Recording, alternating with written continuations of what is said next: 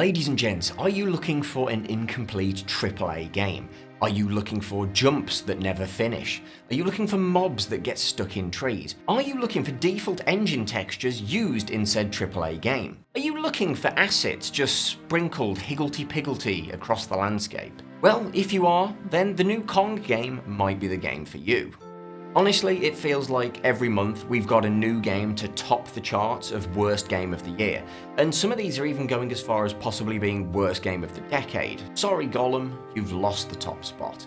And I know that's a very rich thing to say, not something you'd expect to hear, that Gollum, just the worst of the worst, has somehow lost its spot as the worst game of the year, according to everyone who's played the new Kong game.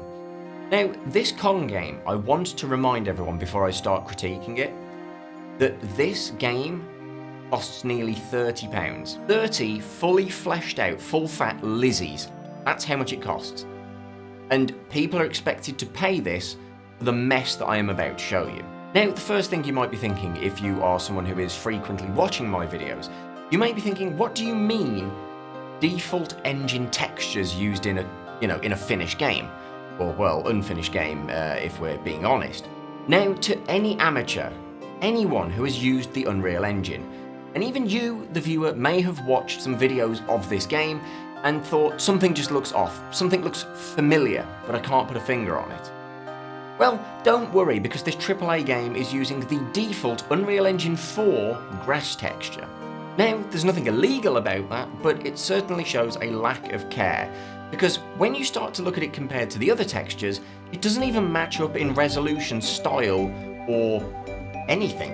It just exists in this world. Now, this led me down a bit of a rabbit hole, so I looked into the studio that was making this, called Iguana Bee, who have made all of 3 games, all 3 of which on Steam have been pretty negatively received. I wonder why. And aside from that, these guys don't really do anything, which makes me wonder how the hell they got the IP rights to a Kong game. You know, these games that are generally really well received.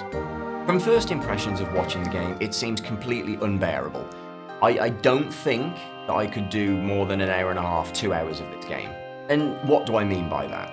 Well, the jumping mechanics are completely scuffed. They don't work most of the time. You can actually find yourself a lot of times jumping onto a ledge, not quite making it, and the game doesn't even know if you're on the ledge or off the ledge. It puts you in some sort of limbo state. Now, from watching a lot of playthroughs and watching people mess about with this on Twitch, this happens so frequently that it makes you wonder how this got through testing.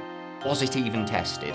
My bets are no. Now, beyond that, this game just generally plays like something that was a kind of passion project, like a solo passion project that... Or maybe even, game dev's first game. Like, they've had their hands on the engine for about 48 hours, they've learned how to drag assets in, ooh, that's great, that can go there. You just realise that they've kind of just scattered rocks and trees, higgledy-piggledy, all over the world. And there's no sort of coherence. The actual editing of the landscape itself is just completely all over the place. Again, it looks like someone just found the default brush tool and just scraped it. And they were like, there's a canyon, rocks, more rocks, let's put more on. I'm actually kind of lost for words.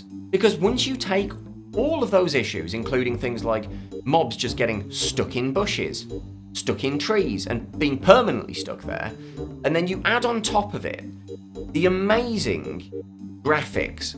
I know that graphics aren't everything in a game, but when it is such a big franchise in a modern game engine, it just makes you wonder. You have to ask, how is this kind of audited by, the franchise itself? And how did they look at this and go, this is fantastic, let's release it? Now, of course, the public are not receiving this very well. It's been very, very heavily criticised because, rightfully so. If this was a £10 game, I'd still be like, yeah, this is a bit of a rip-off. But it's not. It's a £30 game, a full-price AAA game. And when it comes to attacking and combat, just forget about it. The game just doesn't telegraph anything that needs to be telegraphed. And by telegraphing, I mean alerting the player ahead of time, hey, this attack that is blockable or avoidable is about to happen. It just happens. So you're basically doing a block on the same frame. And I'm going to be completely honest, I don't like to be the doomsday sayer. You know, going around with my tinfoil hat on saying, you know, the end is nigh, the gaming industry's falling apart. I'm gonna be honest, AAA games recently have been falling apart. It is actually depressing to sit and look at the state of the gaming industry right now. There's no way that you as a consumer can look at this game and say, this is worth anything. I mean, let's just read some of the reviews, shall we? This is an actual video game, not a source filmmaker meme project that I initially thought it was. Its absurdity rivals toddlers' scribbles, making Gollum's video game seem like a masterpiece. This catastrophe appears as if a crack-addled con artist designed it, aiming to scam unexpecting 5-year-olds. A disaster in every pixel. I will never be as brave as the people who thought this acceptable enough to release. I Konged around. I wanted to love this game. King Kong is easily one of my favourite franchises ever. I saw all the negative buzz around this game online for months, and I still tried to remain hopeful that it would at least be enjoyable. I am a fool. And on top of all of that, I didn't even see anyone mention the fact that for some reason King Kong is the size of a regular gorilla in comparison to all of the things in that world. As far as I'm aware, King Kong has always been bigger than all the other gorillas, and bigger than everything, right? He's just been a scaled up monkey. There's one thing about this game that everyone knows, which is Big Monkey, and the one thing they forgot is Big Monkey. I can't even be bothered anymore. I'm done. Okay, so future Callum here. I was just about to render and upload this, and then I was made aware of this cutscene from Skull Island: Rise of Kong. Now, I had to validate that this is a real cutscene, and I have actually confirmed this by watching someone else's playthrough. This has to be some of the funniest shit I have seen in, like, gaming history. This is the most jank cutscene where a random JPEG just pops up for some reason. And yeah, I just remain completely lost for words with this. It's like watching some sort of Warhammer Tyrannid fighting just a regular sized gorilla, and the smoothness of this is just, I don't know how to actually put it into words. Like, I think the comment that was made underneath this summed it up perfectly. When you get a strike in bowling. Anyway, I just thought I'd throw that in there for you guys to revel over.